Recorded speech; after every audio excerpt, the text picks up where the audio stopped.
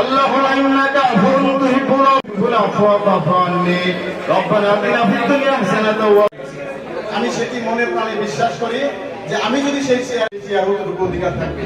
আমি যদি এই কথা বরখেলাপ করি, আপনার ইফতার করার প্রোগ্রামটি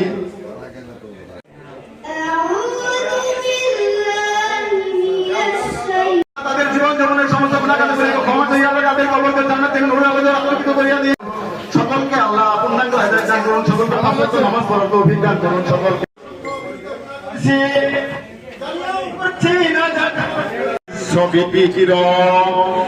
আমরা রোজাদার ব্যক্তিরা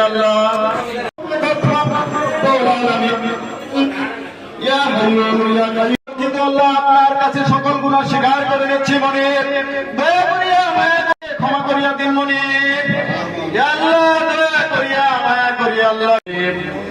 আমাদেরকে আল্লাহ দীর্ঘ নেক হায়াত দান করুন। আমাদের মনে ইফতার করার প্রোগ্রামটি আমি কোন রাজনৈতিক ব্যানার করিনি। যদি রাজনৈতিক কোন উদ্দেশ্য করতাম তাহলে একটি ব্যানার থাকবে, এটি হচ্ছে তার প্রমাণ। আমি যে জিনিসটি চেয়েছি যে আমরা জামালপুর শহরের লোক, আমরা সকলেই হলাম ভাই ভাই। আমরা সকল ভাইরা একসাথে মহান আল্লাহ তাআলার দয়াতে একত্রিত হয়ে একসাথে ইফতার করবো, এটি হলো আমার মূল উদ্দেশ্য। আমি মহান আল্লাহ তাআলার কাছে আবারও শুকরিয়া জানাই যে মহান আল্লাহ তাআলা আমাদের সকলকে একত্রিত হওয়ার তৌফিক দান করেছে। এখানে উদ্দেশ্য হচ্ছে একটি, আমরা আজকে সবাই সবার জন্য মন খুলে দোয়া করছি। কারণ হচ্ছে আমাদের আসল ঠিকানাটি হচ্ছে পরকালে। আমরা এখানে ঈমান পরীক্ষা দেওয়ার জন্য এসেছি। পরকালের জিন্দেগির তুলনায় মাত্র কয়েক সেকেন্ডের জিন্দেগির জন্য, সময়ের জন্য আমরা এই দুনিয়াতে এসেছি।